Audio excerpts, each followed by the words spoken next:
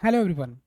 हम शुरू करते हैं। कल जो हमने लेक्चर्स देखा था, बैंकिंग कंपनी के कुछ हमने थ्योरी कवर किए थे एंड कुछ प्रैक्टिकल क्वेश्चंस कवर किए थे। उसमें क्या क्या देखे थे? तो फर्स्ट था थोड़ा बैंक का मीनिंग चेक किए थे, बैंकिंग कंपनी का मीनिंग क्या था और बैंकिंग का मीनिंग क्या था, हमने उसके बारे में भी देखा था। अभी जो लास्ट मैंने एक टॉपिक बताया था कि बैंक जो काम करता है उसमें से सबसे इंपॉर्टेंट टॉपिक एक है कि बिल डिस्काउंटिंग करना बैंक का एक मेन काम होता है, और उसके कुछ क्वेश्चंस किए थे हमने। मैं कल का एक बार वापस से ब्रीफ करता हूँ, रिपीट, एंड उसके बाद हम बिल डिस्काउंटिंग का और भी कुछ क्वेश्चंस है जिसको हम आगे कवर करते हैं। तो कल का एक बार हम ब्रीफ में एक बार स्टडी करें। तो जैसे कि मैंने बताया कि हमने एक कुछ थियोरेटिकल चीज़ें देखे थे उसमें, जिसमें हमने बैंकिंग का मतलब एंड बैंकिंग कंपनी क्या होता है इसके बारे में देखे थे। इसके अलावा मैंने बिल डिस्काउंटिंग के बारे में बताया था। बिल डिस्काउंटिंग हो सकता है प्रीवियस लेक्चर में थोड़ा कम समझाओ, तो इसके लिए इसका प्रोसेस हम एक बार और रिपीट कर लेते हैं। तो इसमें क्या होता है, जैसे मैंने बताया था कि ट्वेल्थ तो एक तो याद करना पड़ेगा। ट्वेल्थ में एक चैप्टर है बिल्स ऑफ एक्सचेंज, एंड वो चैप्टर में ये बताया गया है कि बिल्स बनता कैसे है, और उसका एक मेथड होता है डिस्काउंटिंग करने का। तो वो डिस्काउंटिंग मतलब क्या होता है, ये पूरे डिटेल में तो नहीं हम, लेकिन जितना बैंकिंग कंपनी में ज़रूरत है उतना कवर करेंगे हम। पूरा बिल ऑफ एक्सचेंज ट्वेल्थ का वापस से रिपीट करने वाले नहीं हैं हम इसमें। तो इसमें ये था कि जो बिल बनाता है उसको हम क्या बोलते हैं, ड्रॉवर। और जिसकी जो एक्सेप्ट करता है वो कौन होता है, ड्रॉई। तो ड्रॉवर बिल बनाएगा, ड्रॉई बिल को क्या करके देगा, एक्सेप्ट। और ये बिल किसके पास आ जाता है, ड्रॉवर के पास। तो मान लो 1 लाख का बिल है, तो ड्रॉवर ड्रॉवर क्या करता है, ड्रॉवर अपने बैंक के पास जाता है। मान लो ड्रॉवर का अकाउंट है एसबीआई में, तो ड्रॉवर कहाँ जाएगा, एसबीआई के पास जाएगा, और ये बिल एसबीआई को दे देगा, और एसबीआई उसको क्या दे देगा, पैसे। लेकिन एसबीआई अभी अभी पूरा पैसा नहीं देती है, वो कुछ पैसा कट करके, तो मान लो 1000 कट कर लिया और बचा हुआ 99,000 पे किया, तो ये 1000 ही बैंक के लिए क्या होता है, इनकम होता है, क्योंकि बैंक ने उतना पैसा डिडक्ट किया। तो सर ये बैंक डिडक्ट क्यों करती है पैसा, क्योंकि बैंक को, और बैंक ने अभी 1 लाख रुपए दे दिया, तो बैंक को ये पैसा कौन वापस करेगा, तो बैंक बाद में ड्रॉई से पैसा ले लेगा। जिसने बिल को एक्सेप्ट किया है वो अल्टीमेटली पैसा देता है। तो यहाँ पे ड्रॉई बैंक को पैसा देगा। कब देगा, तो ये देखना पड़ेगा कि बिल कितने महीने का बना है। बिल 2 महीने का, 3 महीने का, 4 महीने का, जितने भी महीने का होगा उतने महीने बाद बैंक को पैसा आता है। तो बैंक ड्रॉवर को आज ही पैसा दे देती है। ड्रॉवर मतलब बैंक के लिए क्या रहेगा, वो कस्टमर रहेगा जिसका अकाउंट रहता है।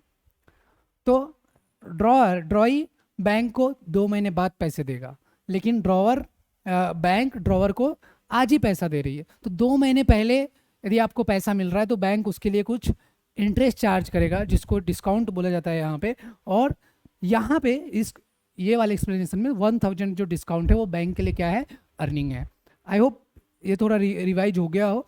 हम कल जहाँ लास्ट क्वेश्चंस किए थे उसके बाद हम रिपीट करेंगे आगे के क्वेश्चंस, क्योंकि जितना ज़्यादा क्वेश्चंस हम सॉल्व करेंगे उतना ज़्यादा प्रैक्टिस आपका हो पाएगा।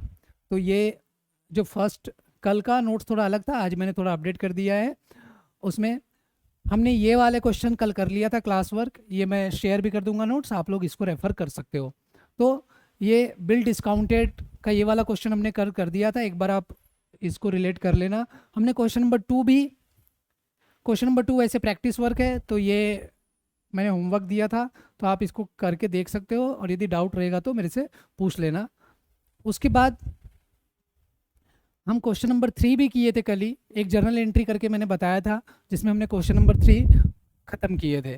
तो आज ये क्वेश्चन नंबर 4 दिख रहा है जो क्लास वर्क की है, और हमें इसमें नया क्या है, तो journal with laser of discount. तो इसमें डिस्काउंट भी का लेजर भी बनाना है, इतना ही नया है। तो चलो ये क्वेश्चन को करके देखते हैं। क्वेश्चन एक बार पढ़ लो। The following particulars are extracted from the trial balance books of the Messrs commercial bank limited for the year ending 31 March 2013। तो ध्यान में रखना ईयर कब एंड हो रहा है, तो ईयर एंड है 31 मार्च 2013। इसमें ये डेटा एक्सट्रैक्ट है, ये कंप्लीट ट्रायल बैलेंस नहीं है, ये डेटा बस थोड़ा सा डेटा निकाला गया है उनके बुक्स ऑफ अकाउंट से, कमर्शियल बैंक के अकाउंट से। तो उसमें डेटा में क्या दिख रहा है कि बैंक को इंटरेस्ट और डिस्काउंट कितना मिला है, 1,96,62,400। तो इतना बड़ा अमाउंट है, लेकिन अमाउंट वैसे ही रहता है, बैंक है ना, बैंक में सारा बड़े अमाउंट रहते हैं। तो 1,96,62,400 बार बार हम इतना बड़ा पढ़ नहीं करते बैठेंगे, ये अमाउंट बस यहाँ देखो। तो ये अमाउंट इंटरेस्ट और डिस्काउंट बैंक को मिला है, बैंक ने अर्न किया इतना ड्यूरिंग द ईयर, इतना रिसीव हुआ। ये जो लिखा है रिबेट ऑन बिल डिस्काउंटेड, और ये 1/4/2012 का बैलेंस है। अब ध्यान देना यहाँ पे हम कौन से डेट का बना रहे, ये डेटा कौन से डेट का है, 31 मार्च 2013 का है।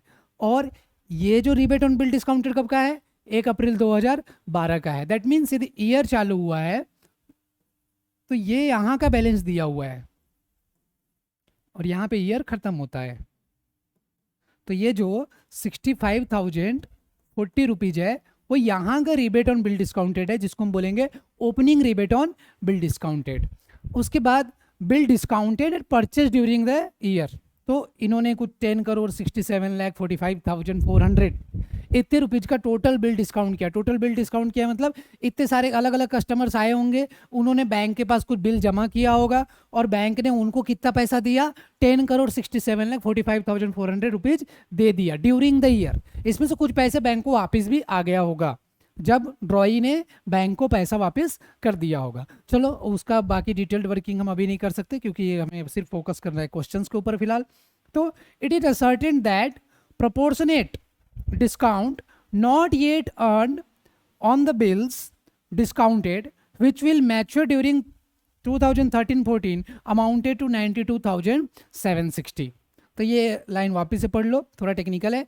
इट इज असर्टेन दैट, हमने पता लगाया है कि प्रोपोर्शनेट डिस्काउंट मतलब कुछ डिस्काउंट, नॉट येट अर्न मतलब अभी तक बैंक ने कमाया नहीं है, ऑन द बिल्स डिस्काउंटेड, क्यों नहीं कमाया अभी तक, क्योंकि वो बिल मैच्योर कब होगा, 2013-14 में होगा। अब देखो बिल मैच्योर मतलब क्या होता है, एक बार वापस से हम इसको समझने की कोशिश करते हैं।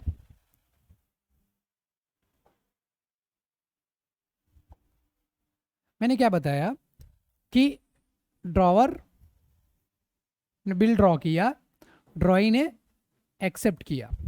चलो थोड़ा इसका बैकग्राउंड और पीछे का बता देता हूँ। एक्चुअली ड्रॉवर मतलब रहता है सेलर। सेलर क्या करेगा, कोई चीज़ बेचेगा, गुड्स देगा, किसको, बायर को। तो बायर ने क्या देना चाहिए, पैसे देना चाहिए सेलर को, लेकिन बायर बोलता है कि मेरे पास पैसे अभी नहीं है, तो बायर पैसे देता नहीं है।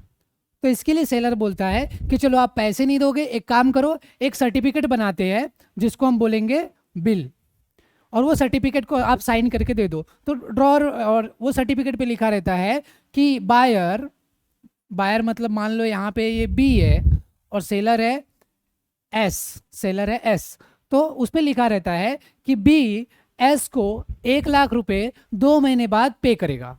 किस पे लिखा रहेगा, वो बिल पे लिखा रहेगा, जैसे बिल पे लिखा रहेगा 1,00,000 रुपए और उस पर मंथ भी लिखे रहेगा कि 2 महीने बाद किसको दिया जाएगा, एस को, और कौन देगा, बी देगा।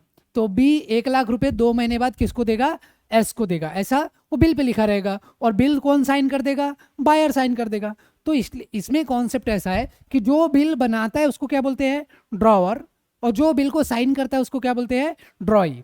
तो यहाँ बायर क्या रहेगा, ड्रॉई, और सेलर कौन रहेगा, ड्रॉवर। अब ये बिल एक बार आ गया तो सर बिल बनाने का क्या पर्पज हुआ।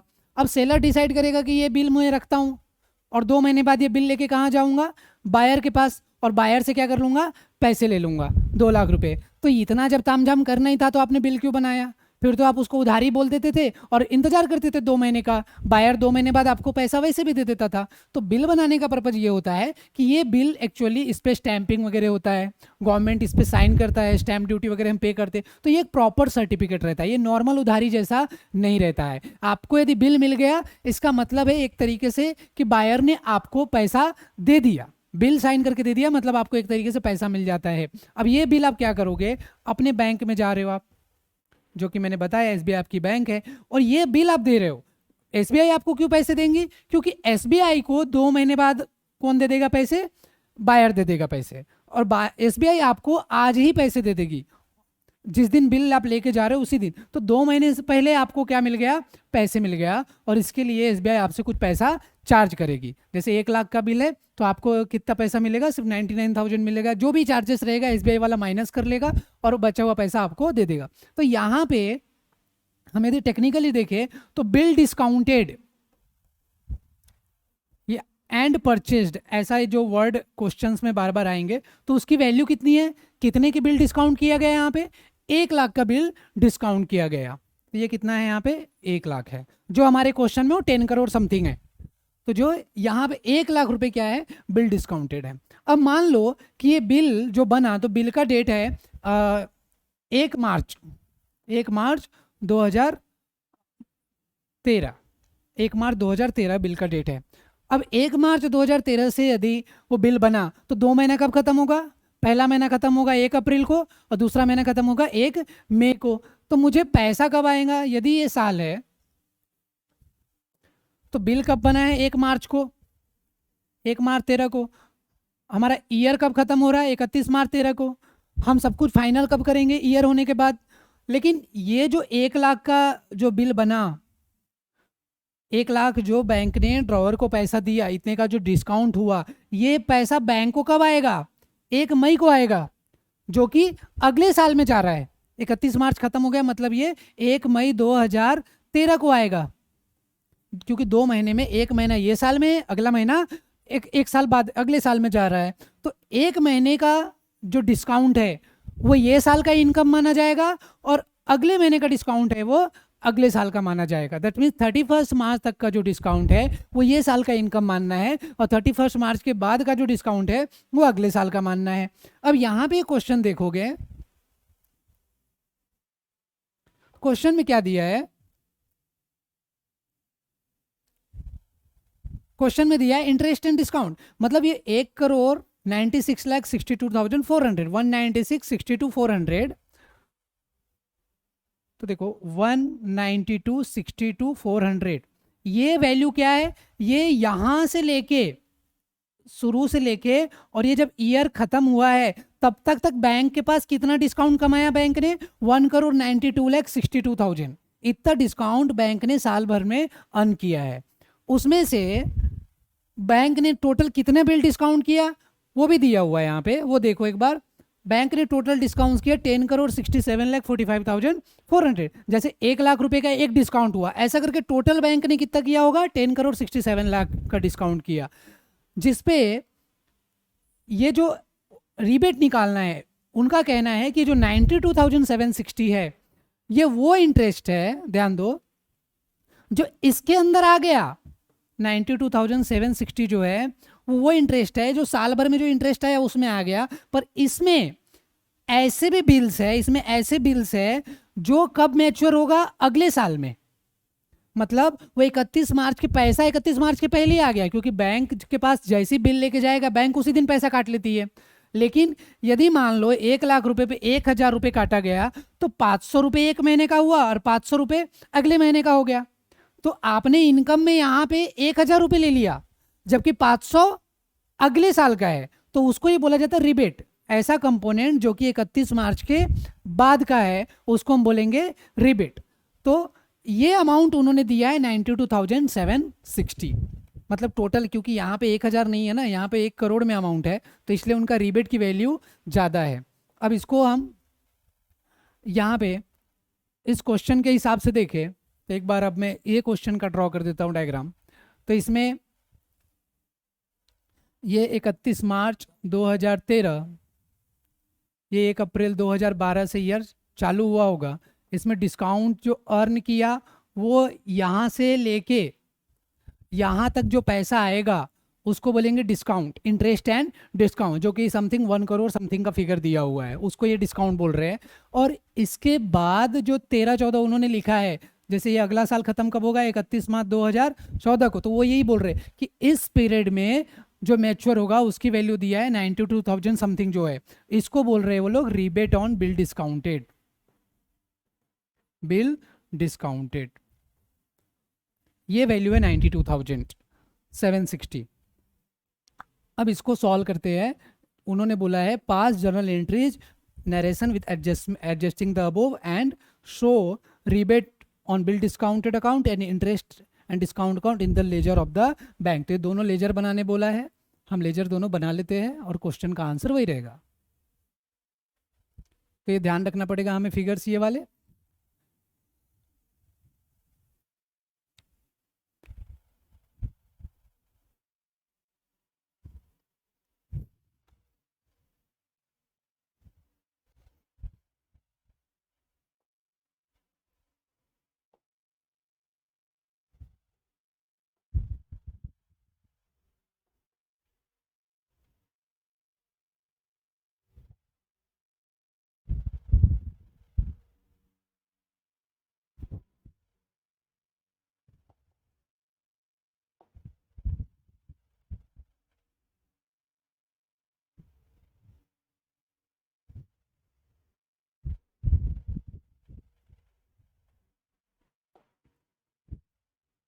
तो ये क्वेश्चन है,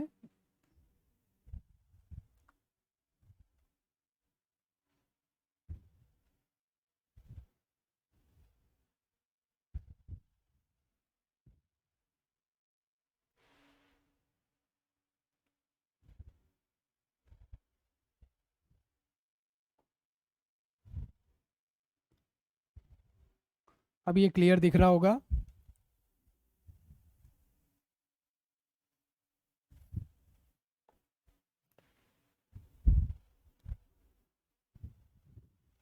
चलो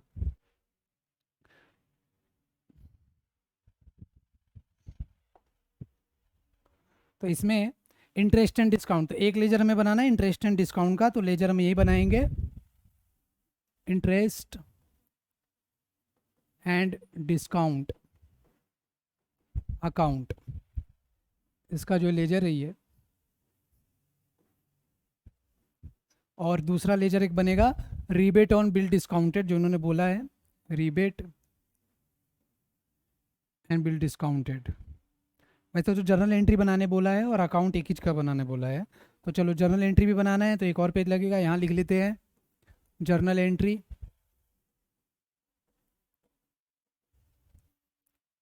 पहला ध्यान देना, मैंने पहले लास्ट लेक्चर में भी बताया था कि ये जो ओपनिंग बैलेंस होता है, पहले तो ये रीबेट ऑन बिल डिस्काउंटेड, इसको रिवर्स करना है, तो इसको हम क्या करते हैं, इसको डेबिट करते हैं और इंटरेस्ट एंड डिस्काउंट अकाउंट को क्रेडिट करते हैं 65,040 से। तो एंट्री क्या हो जाएगा, rebate on bill discounted account debit to interest and discount. इसकी वैल्यू है 65,040 रुपीज़।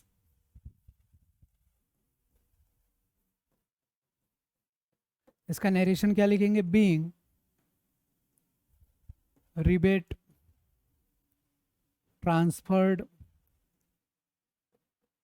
to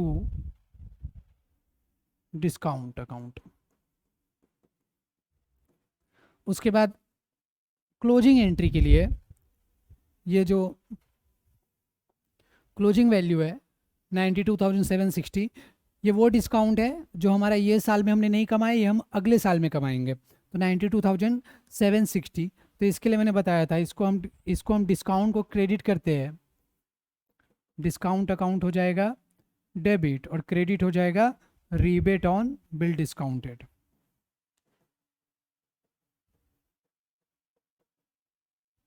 तो इसकी वैल्यू दिया हुआ है 92,760।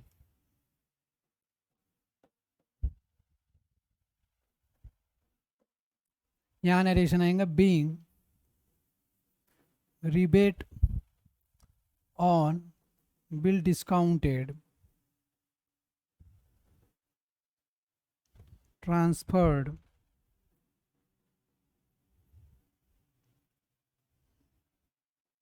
from discount account।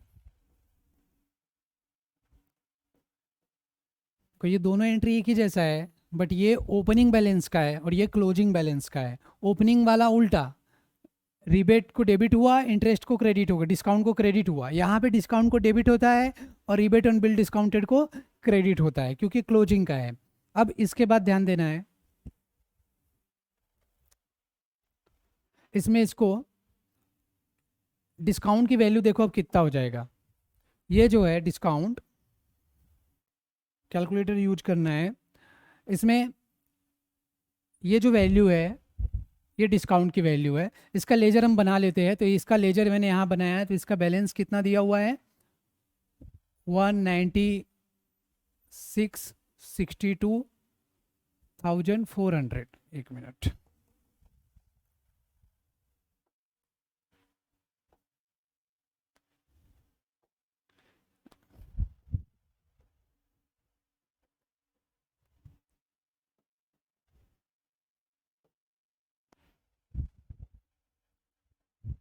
तो ये बैलेंस दिया हुआ है। बैलेंस कितना है, 196,62,400।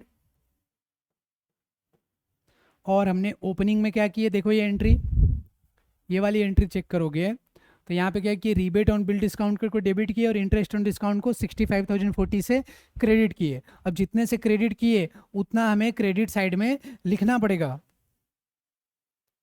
65,040। तो ये अमाउंट यहाँ आ जाएगा, यहाँ आ जाएगा रीबेट ऑन बिल डिस्काउंटेड। ये ओपनिंग बैलेंस वाला है।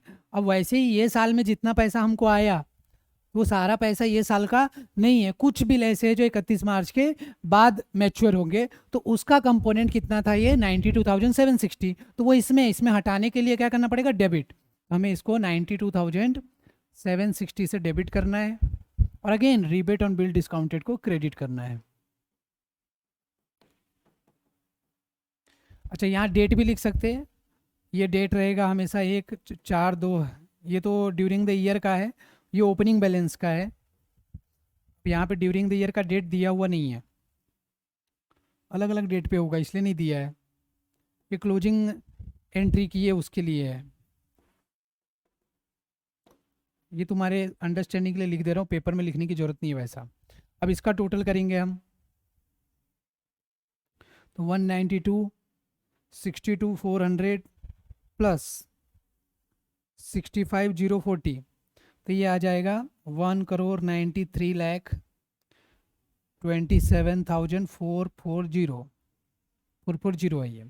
अब इसमें से ये माइनस हो जाएगा 92,760, तो ये आएगा 1,92,34,683। और ये वैल्यू कहाँ चला जाता है, प्रॉफिट एंड लॉस अकाउंट में। ये साल का इनकम इतना है, ये 65,040 पिछले साल में आ गया था लेकिन पैसा ये साल का था, इनकम ये साल का था करके वापस से हम पिछले साल से इधर में क्रेडिट ला लिए। ये पैसा 92,760 ये साल में आया लेकिन वो बिल है जो मैच्योर होगा अगले साल, तो उसका इंटरेस्ट कंपोनेंट हमने वापस से हटा दिया। ठीक है, तो ये क्रेडिट साइड है और ये डेबिट साइड है। ये टोटल इतना ही रहेगा, कोई चेंज नहीं होगा, 193,27,440। तो इस तरीके से क्वेश्चन यदि पेपर में आता है, इसमें एक जर्नल एंट्री बनाने बोला है, तो जर्नल एंट्री जो ये लास्ट एंट्री हमने अभी की है ये वाला, इसका भी जर्नल एंट्री मारना पड़ेगा। तो उसकी जर्नल एंट्री क्या है, हमने डिस्काउंट अकाउंट को डेबिट किए, तो यहाँ लिखेंगे इंटरेस्ट एंड डिस्काउंट अकाउंट हो गया डेबिट। क्रेडिट किसको हो जाएगा, to profit and loss account, profit and loss account. तो वैल्यू पूरा उत्तर जितना लिख दो, 192,34,680, यहाँ भी आएगा 192,34,680। तो यहाँ पे रहेगा being balance transfer to profit loss account, इतना ही आएगा नरेशन। ये लिखना इसलिए ज़रूरी है क्योंकि उसने क्वेश्चन में लिख के दिया है कि नरेशन लिखना है। ये देखो यहाँ लिखा है उन्होंने नरेशन लिखना है, तो करके लिखना पड़ेगा नरेशन। तो इस तरीके से क्वेश्चन ख़त्म होता है। इसमें कोई भी डाउट है तो आपको मैसेज करना है, डाउट सॉल्व कर दिया जाएगा। इसमें अब आगे देख लो कौन से क्वेश्चन है एक बार।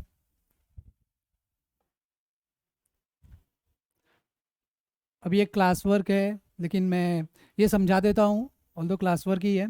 इसमें देखो, as on 31 March 2012 Strong Bank Limited has balance of 27 crores in the rebate on bill discounted.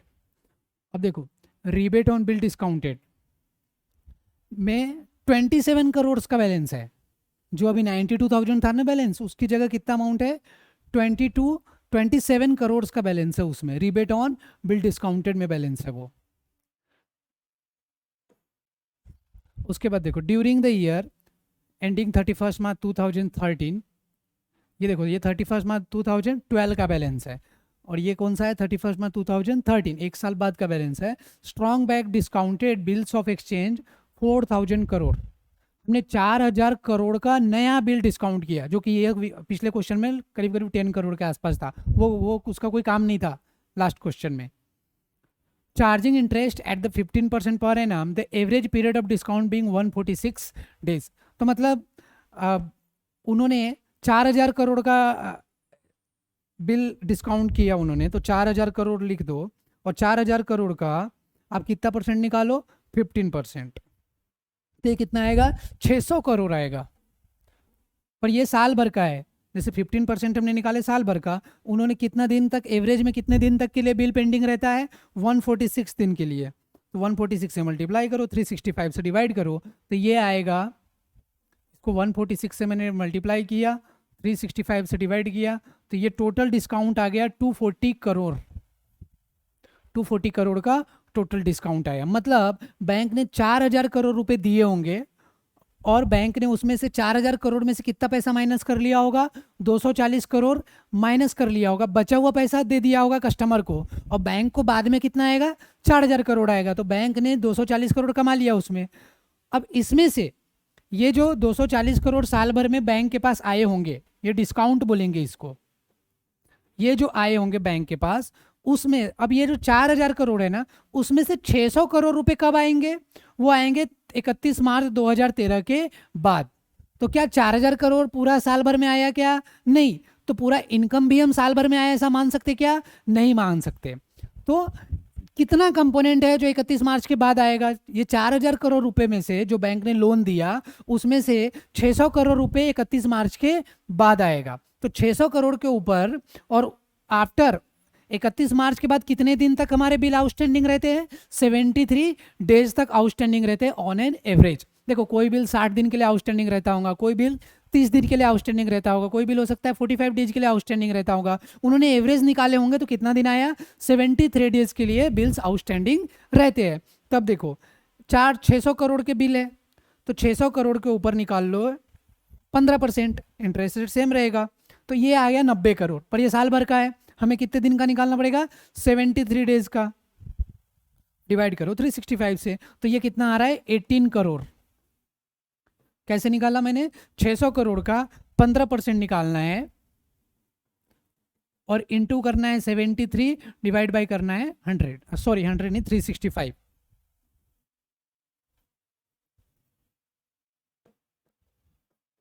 तो ये करने से आपको 73 डेज का 18 करोड़ रुपए क्या हो गया, इंटरेस्ट निकलेगा।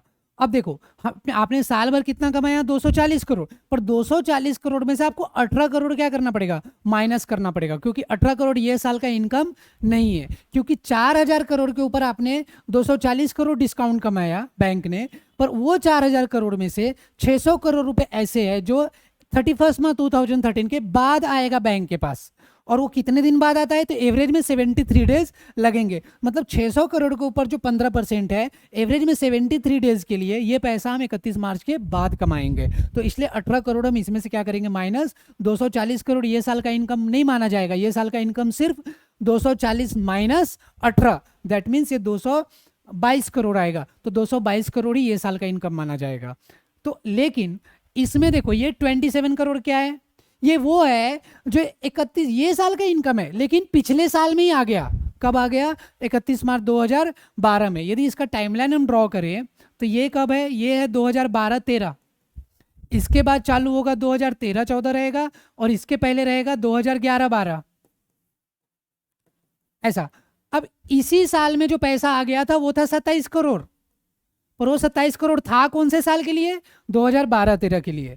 वैसे ये साल में आया कितना? 240, पर 240 में से 18 कब के लिए है? इधर के लिए है। तो जो इधर आया लेकिन ये साल के लिए है तो वो ऐड करना पड़ेगा, और जो ये साल में आया लेकिन वो अगले साल के लिए है वो क्या करना पड़ेगा? लेस। तो ये जो 240 करोड़ आया उसमें से 27 क्या हो जाएगा? ऐड, और 18 क्या हो जाएगा? लेस हो जाएगा। तो ये 27 को बोलते हैं opening rebate on bill discounted, और ये 18 करोड़ को क्या बोलेंगे हम? Closing rebate on bill discounted. तो इसका ही क्या करना है? जर्नल एंट्री करना है। तो यहाँ जर्नल एंट्री आ रहा है तुमको। जर्नल एंट्री तो सिंपल है, जैसा पिछले क्वेश्चन में किया वैसे ही रहेगा। यहाँ मैंने कैलकुलेशन कैसे करना है, तो यहाँ opening rebate on bill discounted already दिया था 27 करोड़। इस पे हमने डिस्काउंट की वैल्यू निकाले 240 करोड़, उसमें से 18 करोड़ रुपए रिबेट ऑन बिल डिस्काउंटेड है ऐसा निकाले। तो इसकी जर्नल एंट्री यदि देखोगे क्वेश्चन नंबर 5 का,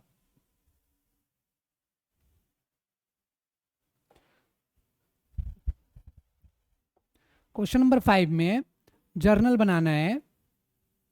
उसमें देखो, उसमें पहले तो opening rebate on bill discounted कितना है? 27 करोड़ से। तो इसमें हम उसका एंट्री करेंगे रिबेट ऑन बिल डिस्काउंटेड, इसको हो जाएगा डेबिट। तो ये कितना रहेगा? 27 करोड़। और क्रेडिट किसको हो जाएगा? इनकम को, डिस्काउंट को हो जाएगा क्रेडिट। ये 27 करोड़ की एंट्री हो गई। नरेशन लिखना पड़ता है, being opening rebate transferred to discount account. ठीक है। उसके बाद ये साल में हमने कितना कमाया? 400 करोड़ रुपए, सॉरी 240 करोड़। तो हमारे पास क्या एंट्री आएगी? हम इसको बिल डिस्काउंटेड को डेबिट करते हैं,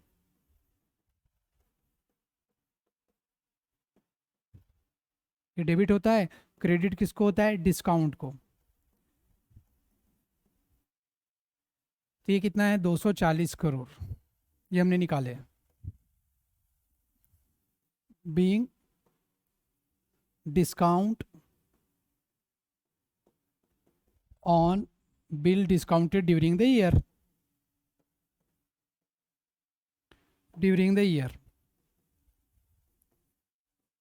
अब ये कैलकुलेट कैसे किया था देख लो, थोड़ा ब्रीफ में यहाँ लिख देता हूँ मैं कि 4000 करोड़ था, उसका हमने 15% निकाले, लेकिन वो हमने एवरेज डेट जो दिया था उतने से मल्टीप्लाई किए थे, क्योंकि साल ये 15% साल भर के लिए रहता है। 146 डेज के लिए वो आउटस्टैंडिंग था, 146 डिवाइडेड बाय 365 किए थे, तो ये वैल्यू आया था। अब हमें जो क्लोजिंग वैल्यू है, क्लोजिंग के जो हमने कैलकुलेशन किए थे उसकी एंट्री करनी है। तो वापस से अब हम किसको डेबिट करेंगे? ये जो डिस्काउंट को हमने क्रेडिट कर दिया तो इसको कम करने के लिए क्या करना पड़ेगा? डेबिट। तो डिस्काउंट अकाउंट हो जाएगा डेबिट। कितना वैल्यू निकाले थे हमने? 18 करोड़ निकाले थे। और क्रेडिट किसको हो जाएगा? Rebate on bill discounted. ये इनकम वो है जो अगले साल में जाएगा। जैसे अभी 27 करोड़ दिया है ना ओपनिंग, वैसे ही अगले साल के लिए 18 करोड़ क्या हो जाएगा? ओपनिंग हो जाएगा। Being closing rebate transferred to transferred from discount account,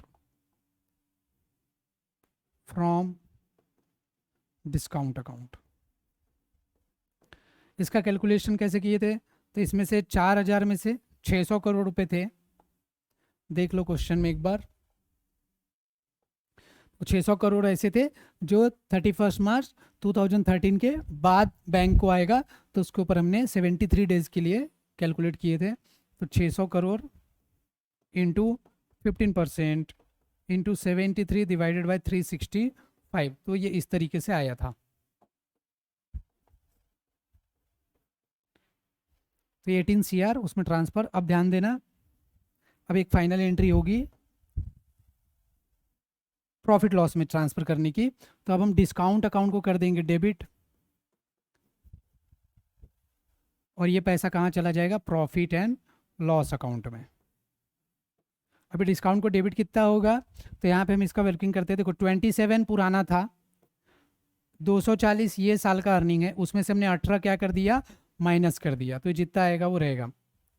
देखो 27 प्लस 240 माइनस 18, 249, 249 CR ये चला जाएगा ये साल का प्रॉफिट। मतलब ये साल बैंक ने 249 CR कमाया। एक्चुअल में तो 240 ही आए, पर 27 पिछले साल ही आ गए थे, तो 240 और 27 ऐड करोगे तो 267 होते, लेकिन उसमें से भी 18 वो आ गए जो ये साल का इनकम नहीं है, वो अगले साल का है, तो वो माइनस हो गया।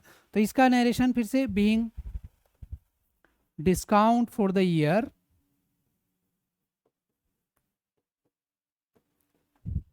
ट्रांसफर टू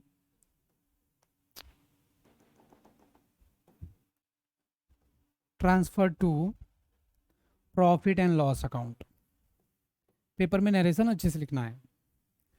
तो ये क्वेश्चन ज़्यादा से ज़्यादा पेपर में आएगा 4 मार्क के लिए आएगा, इससे ज़्यादा के लिए नहीं आएगा। उसमें कैलकुलेशन भी वर्किंग नोट में दिखाना जरूरी है, या तो वर्किंग नोट में दिखाओ आप, या तो ऐसे ही जर्नल के नीचे दिखा देना, लेकिन बेटर है कि वर्किंग नोट में दिखाओ, क्योंकि जर्नल के नीचे दिखाना अच्छी बात नहीं है। अब ये प्रैक्टिस वर्क है, इसमें भी ओपनिंग और क्लोजिंग रिबेट है और डिस्काउंट जर्नल है। तो अभी अपन ने ओपनिंग रिबेट का भी एंट्री की है, क्लोजिंग रिबेट का भी एंट्री की है और डिस्काउंट की भी एंट्री की है। तो ये क्वेश्चन तुम्हारा प्रैक्टिस वर्क के लिए है। वैसे ही क्वेश्चन नंबर 7 है जो मैं क्लास वर्क में करवाऊंगा, अभी ये क्लास में नहीं करेंगे हम उसको। Then question number 8 is practice work, ये हो सकता है ये क्वेश्चन नंबर 7 होने के बाद में दूंगा, फिर करना। तो चलो आज ये लेक्चर में अभी हम इतने पे ही इसको एंड करेंगे। आने वाले लेक्चर में हम अभी एक लेक्चर बस और लगेगा, उसमें रिबेट ऑन बिल डिस्काउंटेड अपना खत्म हो जाएगा, उसके बाद हम शुरू करेंगे फाइनल अकाउंट वाली चीज़ें। तो होपफुली ये समझ में आ रहा है। Okay, thank you, bye bye.